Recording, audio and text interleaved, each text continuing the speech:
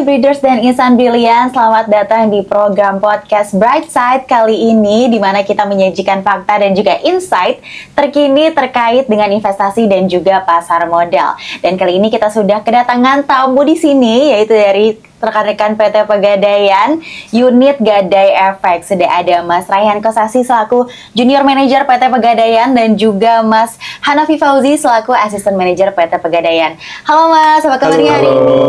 Halo, alhamdulillah baik. Oke, jadi hari ini Breeders kita akan membahas apa itu Gadai Efek dan bagaimana mekanismenya, keuntungannya, resiko, dan lain-lainnya langsung dengan rekan-rekan dari PT Pegadaian. Nah, sebelum kita masuk dan deep dive terkait dengan Gadai Efek itu seperti apa, silakan Mas diperkenalkan PT Pegadaian ataupun unit dari Gadai Efek ini seperti apa mekanismenya, silakan Mas. Oke, terima kasih. Halo Mbak Alia, apa kabar? Baik Mas. Oke, jadi mungkin saya pengen menjelaskan gitu terkait dengan sebelum kita masuk ke unit Gadai Efek, mungkin teman-teman breeders gitu, ini masih belum familiar nih apa itu Pegadaian. Jadi Pegadaian itu adalah suatu perusahaan yang memberikan bantuan pinjaman finansial.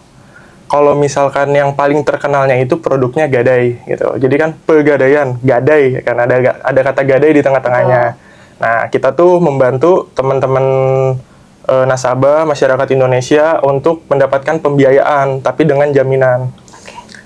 Adapun jaminannya sebenarnya macam-macam, ada kendaraan, terus ada elektronik, dan kalau yang sekarang nih yang kita gitu berdua kemungkinan ekspertisnya gitu, itu tuh ada di jaminan efek, di mana kami berdua ini itu salah satu berdua ini adalah anggota dari unit Gadai Efek. Jadi unit Gadai Efek ini adalah salah satu unit yang menangani produk Gadai Efek, jadi produk dengan jaminan efek. Di mana jaminan efeknya ini ada dua yang yang saat ini coba kita garap. Yang pertama ada saham, yang kedua ada obligasi. Nah, kita coba mengurus segala operasionalnya baik dari hulu sampai ke hilir. Itu semuanya ada di unit Gadai Efek, ataupun pemasaran penjualannya sampai ke pengembangan aplikasinya, kayak gitu. Oke, jadi ini adalah salah satu fasilitas pembiayaan ya, dan juga jaminannya itu dari instrumen di pasar modal, yaitu menarik sekali ya teman-teman. Karena seperti yang saya ketahui, kayak belum ada banyak ya untuk Gadai Efek yang menggadaikan jaminannya di instrumen pasar modal ya Mas. Jadi Pegadaian ini salah satu yang terdepan ya. Jadi kalau misalkan, mungkin tambahan, mungkin bisa kita bilang kalau Pegadaian ini perusahaan pergadaian, perusahaan gadai yang satu-satunya di Indonesia itu bisa melakukan penyaluran pinjaman dengan jaminan saham. Wow, keren sekali. Tepuk tangan dulu. Oke Mas, jadi boleh diceritakan sedikit nggak bagaimana Mas Fauzi ataupun Mas Raihan melihat tren masyarakat sekarang dalam memanfaatkan aset investasi yaitu saham ataupun obligasi tadi ya, dalam menjadi salah satu sumber pembiayaan. Silakan Mas.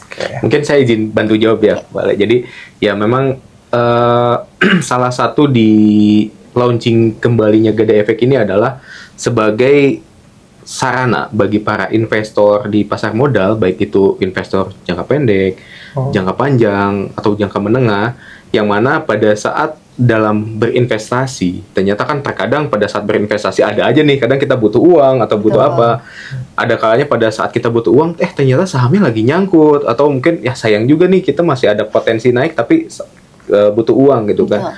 Nah, dengan melihat kondisi yang seperti itu, maka Pegadaian akhirnya merelaunching kembali produk yang namanya Gadai Efek. Nah, jadi Gadai Efek ini adalah pembiayaan yang bisa digunakan oleh teman-teman investor, yang mana pada saat teman-teman ini berinvestasi, saham dan obligasinya ini bisa dijadikan jaminan untuk mendapatkan pembiayaan gitu. Jadi pada saat nanti teman-teman investor ini ternyata di perjalanannya butuh uang, tidak perlu khawatir lagi karena Pegadaian sudah memberikan solusinya dengan adanya produk dari Gadai Efek ini gitu. Nah, kalau boleh tahu nih Mas, keuntungan dari fasilitas Gadai Efek dibandingkan sumber pembiayaan yang lainnya itu seperti apa sih Mas?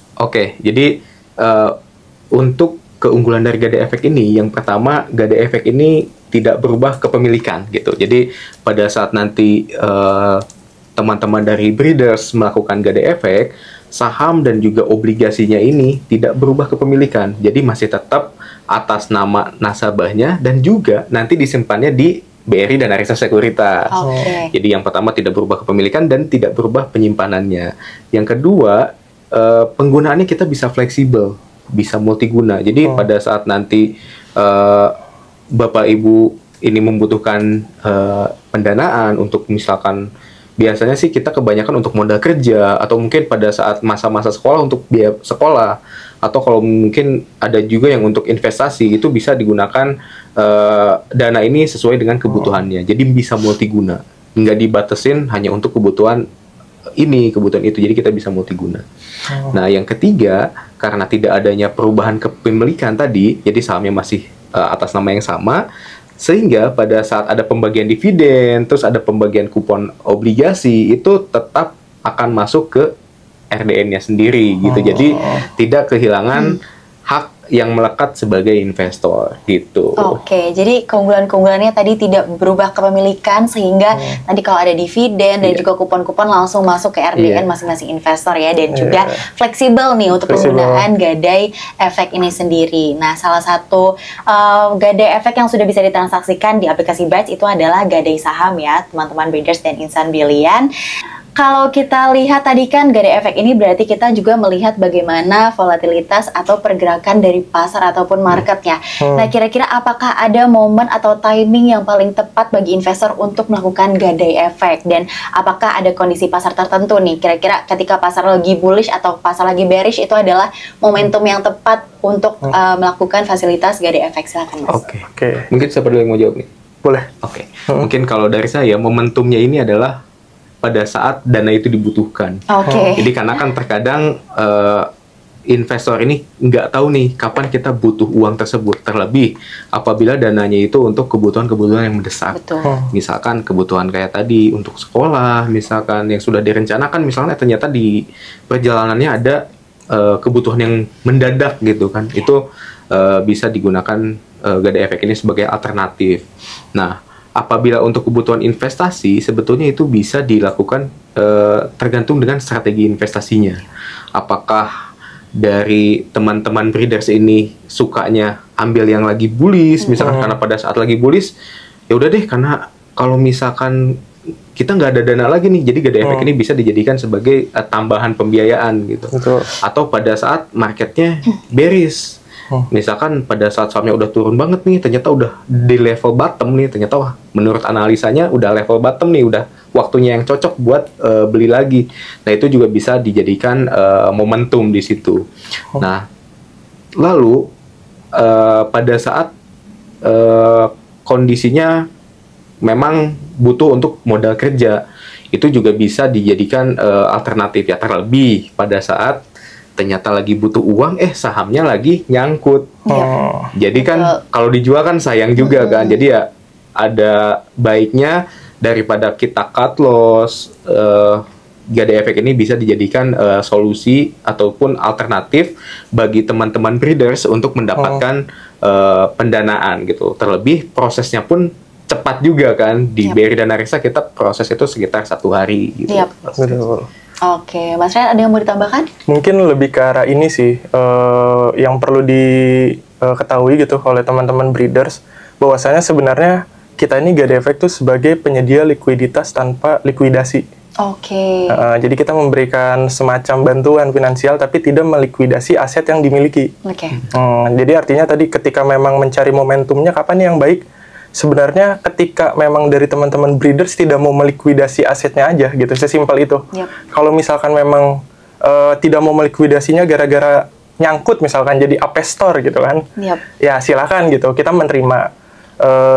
Kalau misalkan teman-teman nggak mau melikuidasinya karena memang target profitnya masih belum sampai, kita juga menerima gitu. Jadi memang dari sisi kita benar-benar fleksibel itu gitu, momentumnya kapanpun kita bisa terima, yang penting dari teman-teman ada keinginan untuk meminjam dan tidak mau melikuidasi asetnya, itu sih. Oke, itu menarik banget ya Mas, jadi memberikan likuiditas tanpa melikuidasi. Jadi itulah karena tidak ada likuidasi di sini dalam prosesnya, sehingga gadai saham ini bisa menjadi salah satu pilihan lebih baik dibandingkan cut loss di saham tersebut gitu ya Mas ya. Oke, untuk investor di sini mungkin ada breeders dan juga insan brilliant yang tertarik nih dengan prosedur dari Gade Efek ini. Apa saja sih Mas kira-kira syarat utama untuk bisa melakukan Gade saham atau Gade Efek, dan juga bagaimana alur teknis pengerjaannya? Silakan Mas. Oke, jadi mungkin buat teman-teman breeders ada kabar baik gitu. Oke. Jadi kita bisa bilang breeders ini salah satu gitu, tentunya BRIDS ya, itu salah satu sekuritas yang secara flow prosesnya itu udah end-to-end digital. Oke.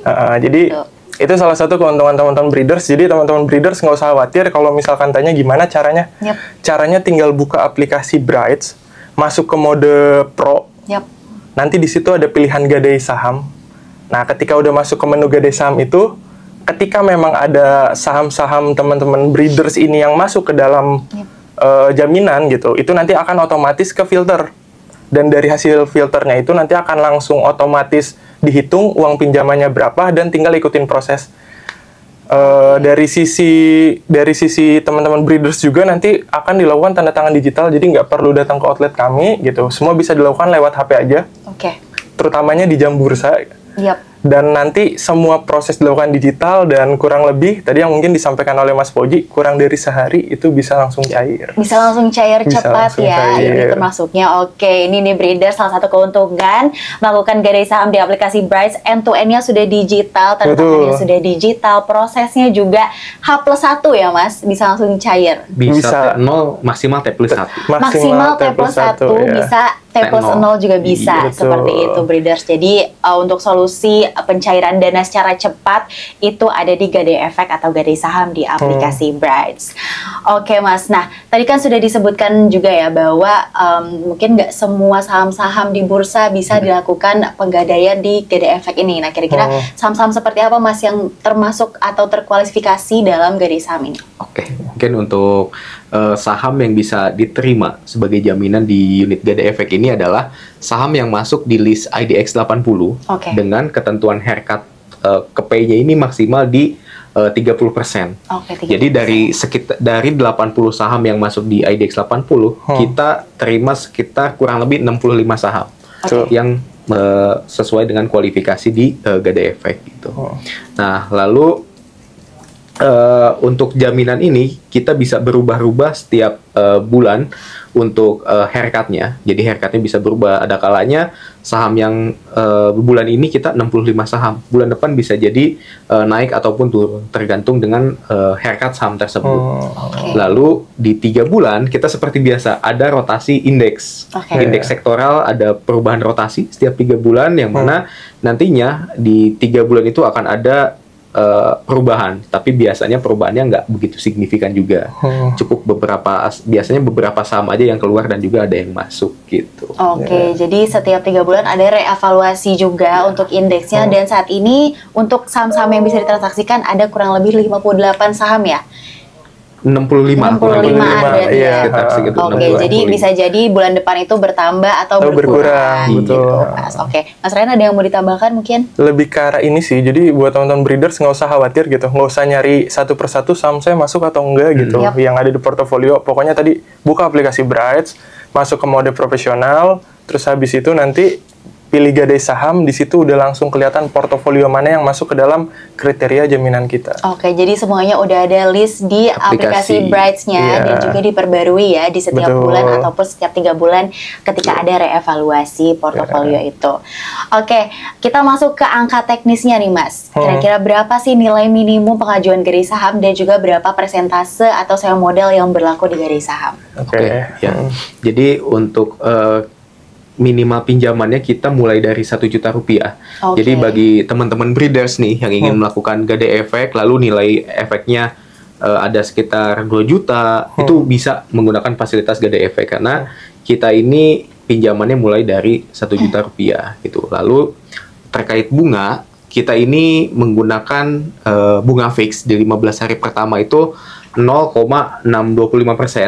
Lalu di hari ke-16 sampai dengan hari ke-90 kita menggunakan bunga harian sebesar 0,412% per hari. Sehingga apabila diakumulasikan dengan 90 hari bunganya sekitar 3,75%. Oke, 3,75% ya diakumulasikan Selama kira-kira 90 hari. 90 hari. Iya. Nah, di 15 hari pertama itu di 0,625%. Betul. Sehingga pada saat nanti teman-teman breeders ini gadainya cuma 1 bulan atau misalkan 20 hari, itu akan kena bunga proporsional. Tergantung panjangnya penggunaan dana gadainya tersebut. Gitu. Oke. Dan bisa diperpanjang juga ya. Oh, bisa diperpanjang juga ya? Artinya nggak cuma dalam 90 hari langsung ditebus gitu. Betul.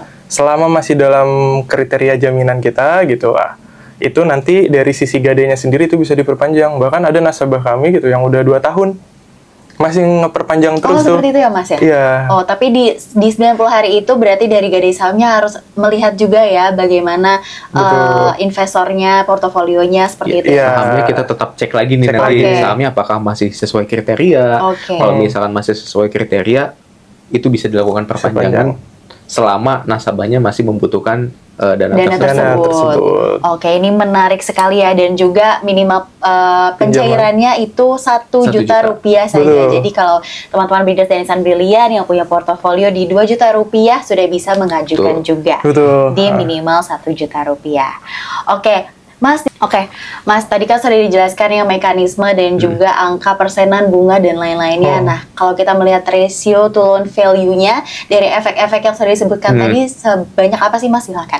Ya, jadi untuk LTV atau nilai pinjaman yang bisa kita berikan kepada nasabah itu range, kita ada range-nya. Range-nya ini 45 sampai dengan 58,5%. Apa sih yang membedakan?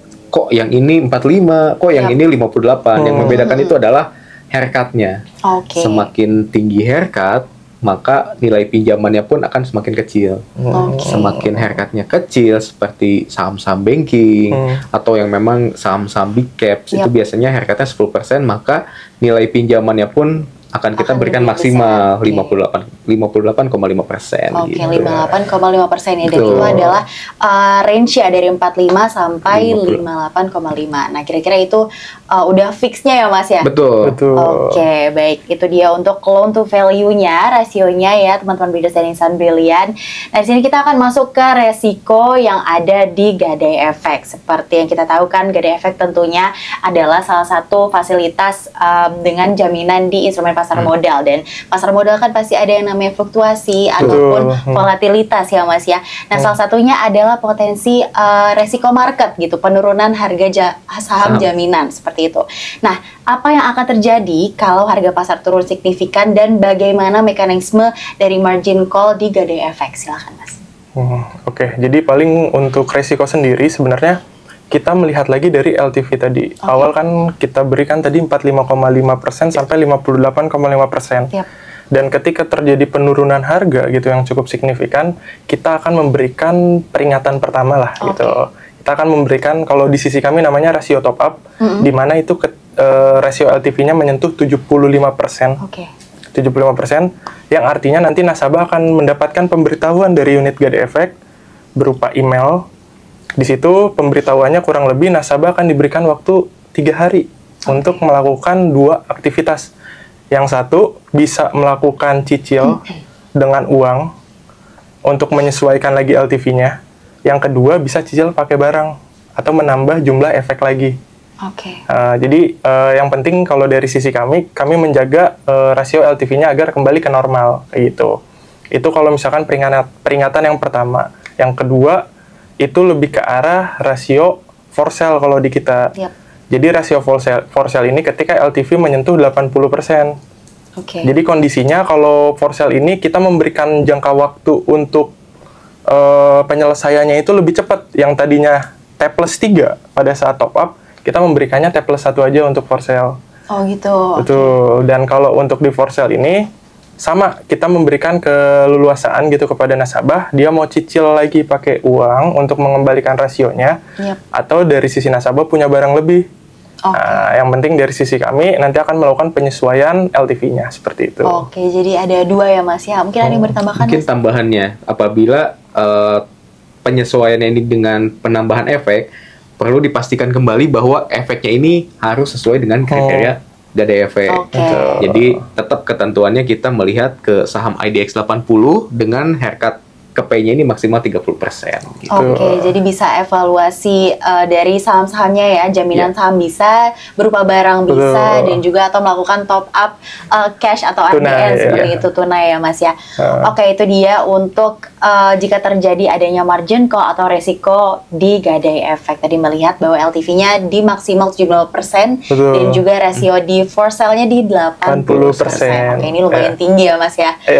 Oke, melihat bahwa sekarang tren gadai saham ini sudah ada ya, karena salah satu pelopornya juga dari PT Pegadaian nih.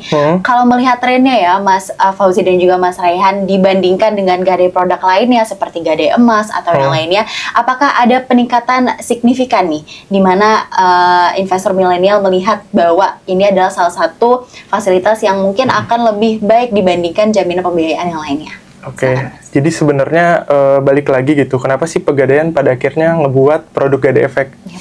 Jadi produk Gadai Efek ini adalah salah satu cara gitu dari Pegadaian untuk menyasar teman-teman mass affluent gitu. Artinya kita menganggap teman-teman yang memiliki saham nih, breeders ini sebagai mass affluent atau ya mungkin salah satu HNWI gitu. Jadi kita dari Pegadaian coba untuk menyasar nasabah mass affluent HNWI ini melalui produk Pegadaian Gadai Efek ini. Cuman kalau misalkan kita tanya gitu, ada peningkatan signifikan atau enggak? Tentu, karena Gadai Efek ini bisa jadi salah satu branding Pegadaian, bahwasanya Pegadaian ini nggak cuman terkenal dengan emas doang. Kan kalau sekarang kan taunya kan orang tua tuh kan datang ke Pegadaian gadai emas kan. Iya, betul. Nah, sekarang ada juga nih gitu Gadai Efek di dalamnya saham. Dan itu kan sesuatu yang sebenarnya jauh ya dari pemikiran orang-orang gitu, bahwasanya kok bisa ya Pegadaian Efek bisa dijadiin jaminan gitu. Nah, cuman kita nerima gitu. Itu jadi salah satu ini juga sih, salah satu kelebihan dari Gadai Efek. Kelebihan ya, jadi nggak cuman yang konvensional seperti gadai emas, tapi di Pegadaian juga menyediakan layanan Gadai Efek. Gadai Efek. Seperti itu. Betul. Mungkin fun fact-nya adalah kita bisa bilang Gadai Efek ini salah 2 produk di Pegadaian yang secara proses itu udah full digital. Full digital ya Mas. Kalau boleh tahu kan tadi salah 2. Yang pertama berarti ada gadai tabungan emas. Gadai tabungan emas. Dan yang kedua adalah Gadai Efek. Jadi pastinya kalau udah serba digital berarti simple dan juga mudah ya untuk pengajuannya. Gak perlu datang ke cabang lagi. Formnya sudah online. Apalagi ditransaksikannya bisa lewat aplikasi Bright juga. End to end all digital. Oke Mas Fauzi dan juga Mas Rehan, pembahasan hari ini lumayan insightful sekali, apalagi untuk breeders dan insan brilian. Belum banyak nih sepertinya kita melakukan podcast dengan Pegadaian terkait dengan Gadai Efek ini ya. Padahal ini adalah salah satu fasilitas di aplikasi Bright yang udah unggul juga dan juga dibantu terus oleh PT Pegadaian seperti itu. Nah, sebelum kita closing episode program podcast Brightside hari ini, mungkin boleh dirangkum secara sederhana kali ya Mas ya. Bagaimana Mas Fauzi ataupun Mas Rehan bisa memberikan mungkin tips ataupun closing statement terkait dengan Gadai Efek di aplikasi Bright. Silakan Mas.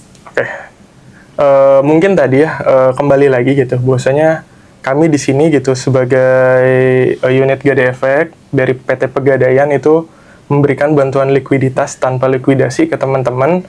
Artinya buat teman-teman gitu bisa jadikan Gadai Efek ini sebagai salah satu pendekatan untuk memperbesar lagi portofolionya. Soalnya nggak sedikit orang-orang yang menggunakan Gadai Efek ini dan kembali lagi menggunakan Gadai Efek dengan portofolio yang lebih besar. Artinya kan ada pengembangan ya. Betul. Pengembangan portofolio kayak gitu sih. Oke, silakan Mas Fauzi. Ya, mungkin kalau dari saya, jadi Gadai Efek ini bisa dijadikan sebagai alternatif kebutuhan dana bagi teman-teman breeders, yang mana saham ataupun obligasi yang nanti akan dijaminkan ini tidak akan berubah kepemilikan. Sahamnya masih tetap atas nama teman-teman breeders, penyimpanannya masih tetap di BRI Dana Reksa, dan juga prosesnya yang sangat cepat. hanya butuh waktu maksimal T+1 dari pengajuan gitu. Oke, jadi Gadai Efek ini bisa dimanfaatkan untuk pengembangan portofolio dan juga ini bisa menjadi kebutuhan pembiayaan dana untuk breeders dan insan brilian yang butuh pencairan yang cepat, full online, dan pastinya karena di bawah naungan BRI Group ini sudah kredibilitasnya terjamin ya, breeders dan insan brilian. Oke, itu dia untuk episode podcast kali ini dengan Gadai Efek. Terima kasih banyak Mas Rehan dan juga Mas Fauzi atas insight-nya, informasinya. Semoga kedepannya Gadai Efek dan juga BRI Indonesia Sekuritas bisa memberikan layanan terbaik juga untuk breeders dan insan brilian ya Mas ya. Oke, baik, terima kasih breeders dan insan brilian. Jangan lupa untuk like, comment, share, and subscribe YouTube BRI Indonesia Sekuritas dan juga YouTube dari Pegadaian. Dan juga kalau breeders dan insan brilian ingin mengetahui prosedur teknis tutorial ataupun edukasi seputar Gadai Efek lainnya, silakan cek di Instagram kami BRI Indonesia yang centang biru dan juga di Instagram Sahabat Pegadaian yang centang biru. Oke, sekian untuk podcast Brightside kali ini. Sampai jumpa di episode berikutnya. Thank you breeders. Terima kasih Mas Rehan, Mas Fauzi. Thank you breeders.